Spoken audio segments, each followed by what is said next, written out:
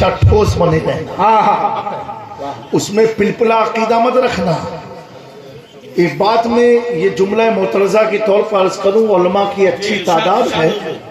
देखिए आला हजरत ने मतलउल कमरे ने किताब लिखी, उसमें चंद अशार हजरत अबू बकर की शान में लिखे, चंद अशार हजरत उमर की शान में लिखे, चंद अशार हजरत उस्मान की शान में लिखे। लेकिन जब बात चौथे खलीफा की आई तो चंद में चंद नहीं किया, बल्कि लिखते चले गए, लिखते चले गए, लिखते चले गए, और कसीदा ही लिख दिया मौला अली की शान में। बोलो भाई, कसीदा लिख दिया। कोई मौलवी की हिम्मत है कि आला हज़रत पर शियत का फतवा लगा दे कि आपने अबू बकर पर 2-3 लिखे, उमर पर 2-3 लिखे, उस्मान पर 2-3 लिखे, और मौला अली पर पूरा कसीदा लिख डाला? है किसी मौलवी की हिम्मत? अगर हिम्मत कर ले तो सारे मौलाना उलमाए हक की मैं बात कर रहा हूं, मधुमक्खी आती ना उसकी तरह उसके जिस्म पर चिपक जाएंगे। मैंने पूछा इमाम अहमद रजा से कि ये तरतीब आपने तो बराबर लिखी, इन 3 खलीफा को 2-2, 3-3 शेर में ले लिया, आला हज़रत आपने मौलाए कायनात पर पूरा कसीदा लिख दिया। तो मिजाज दिया इमाम अहमद रजा ने, कहा जामिया को समझाओ, एक है अकीदा और एक है अकीदत, एक है अकीदा, एक है अकीदत। पहले मैंने अपना अकीदा लिख दिया, तरतीब से बता दिया कि अहमद रजा के अंदर रिज़ियत नहीं है। ये अकीदा था अबू बकर पहले खलीफा, उमर दूसरे खलीफा, उस्मान तीसरे खलीफा।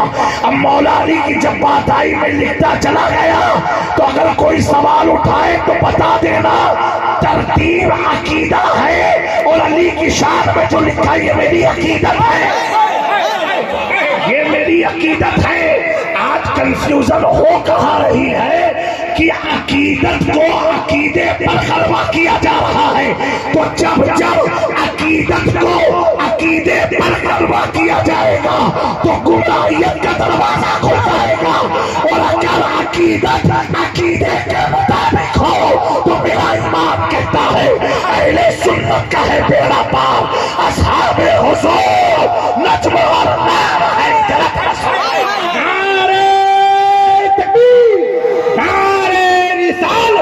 मसलके आला हज़रत, पैगामे आला हज़रत, तालीमाते आला हज़रत। जब ये अकीदा हो, ये अकीदत हो, तो वही इमाम अहमद रजा का पोता अल्लामा अख्तर रजा कहता है सुनो, तुझे क्या फिक्र हो अंदर, तेरा यावर है वो यावर, बलाओं को जो तेरी खुद गिरफ्तारे।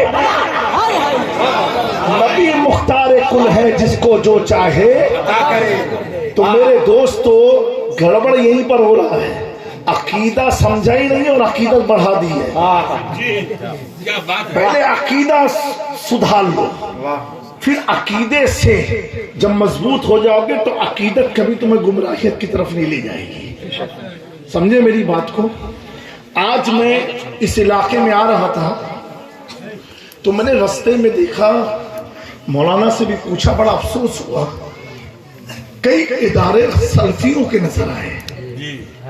मैं हैरान हो गया, और अच्छी अच्छी बिल्डिंग नजर आई, और हम लोग की देखो माशाल्लाह उनकी इमारत आलीशान दिखी। तो हमने पूछा क्या यहाँ के लोग बाहर भी रहते हैं क्या, यानी आउट ऑफ इंडिया? तो बोले हाँ कुछ हैं लोग। तो हमने कहा गड़बड़ी वहीं से आ रही है। एक चीज मैं आपको बता रहा हूं, ये बड़ी इस इलाके की मुझे जो जरूरत लगी, इसलिए खास तौर से नौजवान और जो बूढ़े लोग हैं और मिडिल एज के लोग हैं।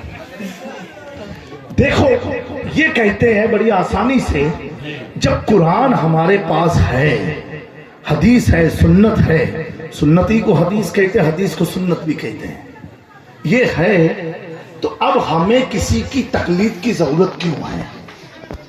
ये बात कहते हैं। कौन? गैर मुक़ल्लिद की मैं बात कर रहा हूं। आप गौर से सुनना नौजवानों, इस इलाके वालों, یہ یقین سے سننا اللہ تعالی ہم سب کے ایمان کی حفاظت فرمائے. آمین.